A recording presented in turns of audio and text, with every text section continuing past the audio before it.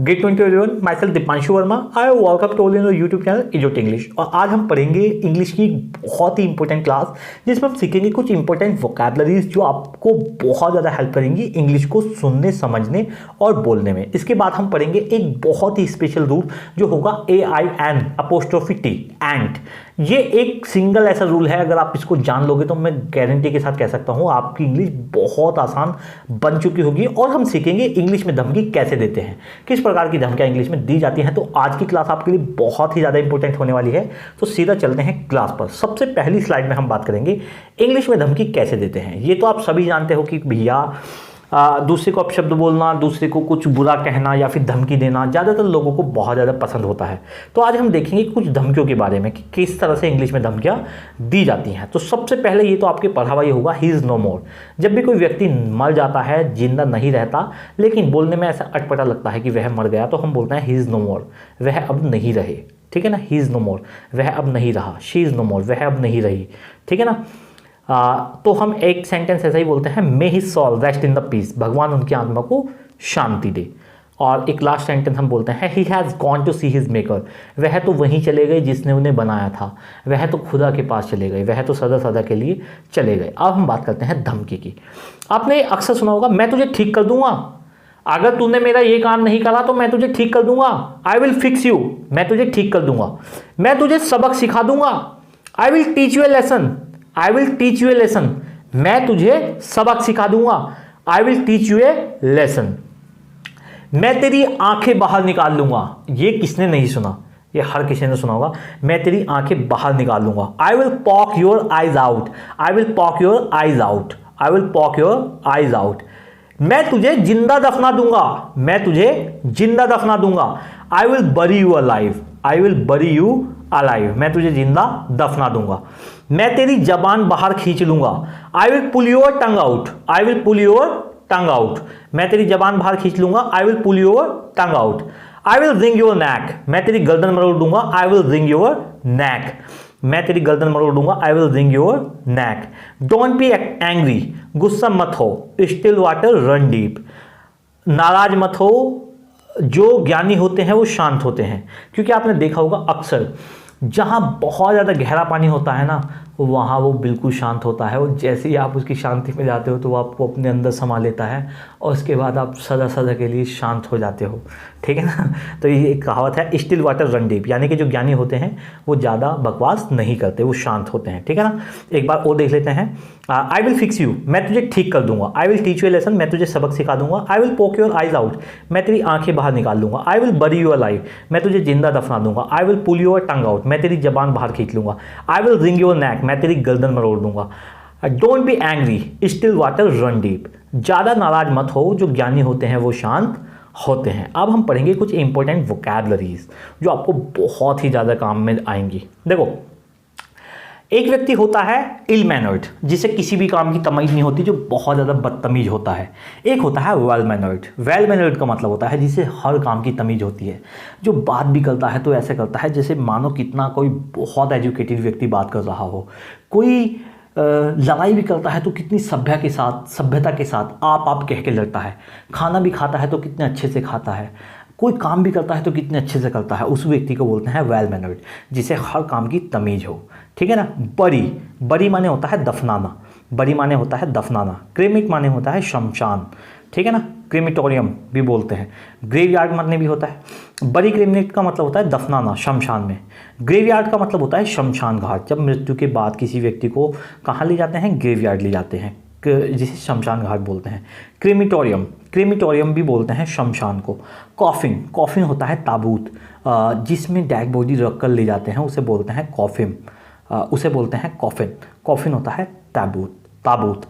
Pier, pier का मतलब होता है चिता, पायर का मतलब होता है चिता, पायर का मतलब होता है चिता। ग्रीव, ग्रीव का मतलब होता है शौक, ग्रीव का मतलब होता है शौक। बहुत ज़्यादा किसी की मर्डर के बाद या किसी की मृत्यु के बाद आपको जो बहुत ज़्यादा शौक में आप चले जाते हो उसे बोलते हैं ग्रीव। वेल, वेल का मतलब होता है दहाड़े मार मार कर रोना। एक तो होता है थोड़ा धीमे धीमे रोना, एक होता है सुबक सुबक कर रोना, एक होता है दहाड़े बिल्कुल किल्ली मार मार कर रोना, उसे बोलते हैं वेल। ठीक है ना। होमेज, होमेज का मतलब होता है श्रद्धांजलि, होमेज, होमेज का मतलब होता है श्रद्धा, है ना। श्रद्धा से हम फूल वूल चढ़ाते हैं ना डेड बॉडी पर, माला चढ़ाते हैं, वो चादर से चढ़ाते हैं, वो होता है होमेज, श्रद्धा। ट्रिब्यूट, ट्रिब्यूट का मतलब होता है श्रद्धांजलि, सहयोग। ट्रिब्यूट, होमेज का मतलब होता है श्रद्धा, और ट्रिब्यूट जो चीज़ आप चढ़ाते हो डेड बॉडी पर। क्रीमेशन का मतलब होता है दाह संस्कार, क्रीमेशन का मतलब होता है तभी तो बना क्रीमेटोरियम, शमशान घाट। और क्रीमेशन, क्रीमेशन, क्रीमेशन का मतलब होता है दाह संस्कार।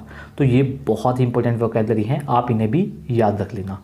यूज़ ऑफ एंड, ये मैं आज बात कर रहा था, एक बहुत ही इंपॉर्टेंट यूज़ है और इसके बहुत सारे यूज़ हैं। और एक बार आप इसे यूज़ करना सीख गए तो मैं गारंटी के साथ कह सकता हूँ आपको एक इंग्लिश में डिफरेंट लेवल का कॉन्फिडेंस आएगा, क्योंकि ये एक एडवांस रूल है।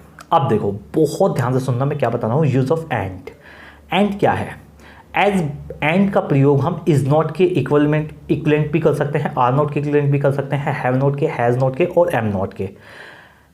Is not, are not, has not, is not, are not, have not, has not, am not, is not, are not, am not, has not, have not, इन सब के स्थान पर हम एंड का प्रयोग कर सकते हैं। अब आप कहोगे कि सर हमें पता कैसे चलेगा कि यहाँ पर एंड का मतलब इज नॉट है, आर नॉट है, हैव नॉट है, हैव नॉट है या एम नॉट है? तो मैं आपको बताता हूँ। देखो, he is not coming, he is not coming. अब मुझे कैसे पता चला कि ये इज नॉट है? अब देखो, मैं बताता हूँ कैसे पता चला। ये तो यहाँ पे लिखा हुआ है ठीक है ना। अब देखो, मैं बताता हूँ आपको, मैं आपको यहाँ पे बताऊँगा, यहाँ पे नहीं लिखा हुआ, लेकिन पहले एक बार यहाँ से देख लेते हैं कैसे पता चलता है कि यहाँ पर एंड का मतलब क्या है। अब देखो आप एक चीज़ बहुत ध्यान से, ही के साथ कमिंग है तो हैज़ नॉट और हैव नॉट तो ये हो नहीं सकता, क्योंकि हैज़ नॉट और हैव नॉट होता तो यहाँ वर्ब की थर्ड फॉर्म आती। तो एक चीज़ तो पक्की है कि भैया ये हैज़ नॉट नहीं है और ये हैव नॉट नहीं है। ही के साथ कभी भी एक वचन है, आर नॉट नहीं आ सकता, और एम तो सिर्फ आई के साथ आता है, तो क्या बचा? Is not. तो ही इज़ नॉट कमिंग, या आप इसे बोल सकते हैं he ain't coming, he ain't coming, तो इसका मतलब क्या है? Is not. ठीक है ना, ही इज़ नॉट कमिंग, वह नहीं आ रहा है। अब देखो, you and coming, you and coming, अब ये है आर नॉट, मुझे कैसे पता चला? ये लिख रहा ये लिख रहा ना यहाँ पे। अब देखो, मैं मजाक कर रहा था, आई वॉज जस्ट किडिंग, मैं मजाक कर रहा था, आई वॉज जस्ट किडिंग। ठीक है ना। अब देखो यहाँ पे ध्यान से मैं बताता हूँ कैसे मुझे पता चलता है। एंड यू, भैया यू अगर इस एंड का मतलब हैज़ नॉट या हैव नॉट होता तो यहाँ पर वर्ब की थर्ड फॉर्म आती, जो कि नहीं है। यू के साथ इज नॉट आता नहीं है और एम नॉट भी नहीं आता, तो क्या बचा? Are not. तो ये क्या है? यू आर नॉट कमिंग, तुम नहीं आ रहे हो। ठीक है ना। आई एंड कौन, आई एंड कौन। अब देखो, अब मुझे कैसे पता चला कि यहाँ हैव नॉट है? ये लिख रहा हैव नॉट अब देखो, मैं बताता हूँ आपको मुझे कैसे पता चला। अब ये आई के साथ भैया इज नहीं आने का, आई के साथ आर नहीं आने का, एम नोट आ सकता है, लेकिन एम नोट क्यों नहीं आने का? अगर यहाँ एम नोट होता तो यहाँ गोइंग फॉर्म होती, क्योंकि is are am was verb के साथ वर्ब की फर्स्ट फॉर्म में आईएनजी लगता है। यहाँ पर है वर्ब की थर्ड फॉर्म, तो एक ही तो पक्का है, यहाँ पर एम नोट भी नहीं होगा, या तो होगा हैज़ नोट या फिर होगा हैव नोट दूसरी बात और भी पक्की है, आई के साथ भैया हैज़ नोट तो लगता नहीं, तो ये क्या है? Have note. I have not gone, मैं नहीं गया हूँ, आई हैव नॉट गॉन, मैं नहीं गया हूँ। ठीक है ना। He ain't gone, he ain't gone, he ain't gone.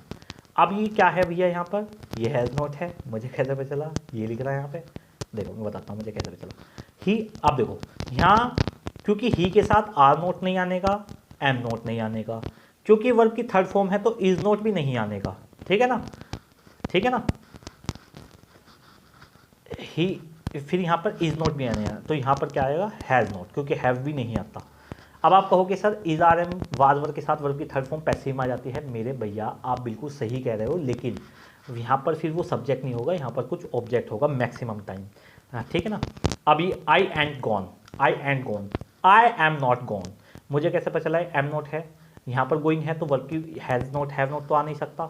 आई के साथ इज नोट भी नहीं आता, आई के साथ आर नोट भी नहीं आता, आई के साथ सिर्फ एम नोट आता है, तो यहाँ पर क्या है? आई एम नॉट गोइंग, मैं नहीं जा रहा हूँ। आप देखो, देखो अब बहुत ध्यान से देखना, अब यहाँ पर एंड के प्रयोग हैं और आपको बताना है कि यहाँ पर एंड का प्रयोग क्या है। इज नोट है, आर नोट है, हैज़ नोट है, हैव नोट है या फिर एम नोट है। ही एंड टेकन फूड, उसने खाना नहीं खाया है। अब देखो वर्ब की थर्ड फॉर्म है, तो इज आर एम तो कट गया, ही के साथ हैव नॉट आ नहीं सकता, तो सिर्फ हैज़ नॉट आया है। तो पहले वाले में he has not taken food, उसने खाना नहीं खाया है, तो यहां पर एंड का मतलब है हैज़ नॉट। क्या है? Has not. ठीक है। You and speaking now, you and speaking now, क्योंकि यहां पर स्पीकिंग है तो हैज़ नॉट हैव नॉट का तो सवाल नहीं बनता, यू के साथ इज नॉट भी नहीं आने का, एम नॉट भी नहीं आने का, तो आएगा आर नॉट। तुम you are not speaking now, तुम अब नहीं बोल रहे हो, you are not speaking now, तुम अब नहीं बोल रहे हो। I ain't liar, I ain't liar, यहाँ वर्ब की थर्ड फॉर्म भी नहीं है और यहाँ आईएनजी फॉर्म भी नहीं है। ठीक है ना। यू आर नॉट लायर, यहाँ पर एक एडजेक्टिव है। ठीक है ना। यू आर नॉट लायर, तुम झूठे नहीं हो, तुम झूठे नहीं हो, लायर। देखो आई के साथ एम नोट ही है, ये हैज़ नोट नहीं है, हैव नोट नहीं है, इज तो आता ही नहीं आई के साथ, आर भी नहीं आता, हैज़ नोट हैव नोट नहीं आ सकते, तो यहाँ पर क्या है? आई एम नॉट लायर, मैं झूठा नहीं हूँ। They ain't come, they ain't come, they ain't come. अब देखो दे के साथ भैया इज तो आ नहीं सकता, एम भी नहीं आ सकता, दे बहुवचन है, आर आ सकता है। अब देखो आर क्यों नहीं आएगा? यहाँ पर है कम, जो कि आईएनजी फॉर्म नहीं है, तो आर भी नहीं आने का, दे के साथ हैज़ भी नहीं आने का, तो ये क्या है? दे हैव नॉट कम, वे नहीं आ चुके हैं। She and talking to me, she and talking to me, she and talking to me. अब देखो शी टॉकिंग है, तो भैया शी के साथ आर नहीं आ सकता, हैव नहीं आ सकता, एम भी नहीं आ सकता, हैज़ इसलिए नहीं आएगा क्योंकि वर्ब की थर्ड फॉर्म नहीं है, आईएनजी फॉर्म है, तो क्या आएगा? Is not. तो ये क्या होगा? She is not talking to me, वह मुझसे बात नहीं कर रही है। तो इस प्रकार एंड का प्रयोग है। आई होप आपको ये अच्छे समझ में आया होगा। एक बार मैं क्विक रिवीजन करा देता हूँ पूरी क्लास का। मैंने सबसे पहले आपको पढ़ा इंग्लिश में कुछ धमकियाँ कैसे देते हैं। ही इज़ नो मोर, वह नहीं रहे। May he soul rest in the peace, भगवान करे उनकी आत्मा को शांति मिले। He has gone to see his maker, वह तो वहीं जा चुके जिसने उन्हें बनाया था। आई विल फिक्स यू, मैं तुम्हें ठीक कर दूंगा। I will teach you a lesson, मैं तुम्हें सबक सिखा दूंगा। I will poke your eyes out, मैं तेरी आंखें बाहर निकाल लूंगा। I will bury you alive, मैं तुझे जिंदा दफना दूंगा। I will pull your tongue out, मैं तेरी जबान बाहर खींच लूंगा। I will wring your neck, मैं तेरी गर्दन मरोड़ दूंगा। Don't be angry, still water run deep, गुस्सा मत हो, जो ज्ञानी होते हैं वो शांत रहते हैं। ठीक है ना। इसके बाद हमने पढ़ा था वेल मैनर, जिसे हर काम की तमीज होती है। ब्री क्रिमिनेट, बड़ी क्रिमिनेट, शमशाना दफनाना, ग्रेवयार्ड शमशान घाट, क्रीमिटोरियम शमशान, कॉफिन ताबूत, पायर चिता, ग्रीव शॉक, वेल दहाड़े मार मार कर रोना, होमेज श्रद्धा ट्रिब्यूट श्रद्धांजलि, क्रिमिशन का दाह संस्कार। ठीक है ना। Is not, are not, am not, has not, have not को हम एंड बोलते हैं, और ये मैंने आपको बहुत अच्छे से अभी समझाया। तो इस प्रकार ये आज की क्लास थी, और आई होप आपको बहुत अच्छे से समझ आई होगी। अब मैं आपसे सिर्फ एक ही चीज़ कहता हूँ, जो भी आपने आज सीखा है इसकी प्रैक्टिस करना, प्रैक्टिस इज़ योर रिस्पॉन्सिबिलिटी। ठीक है ना। Teaching is my responsibility, but speaking and practice is your responsibility. And my dear friend, the more you practice, the more you learn, and it is said that learning is the beginning of earning. If you want to double the rate of your earning, first of all you will have to triple the rate of your learning. So have a good time. Bye bye, best of luck.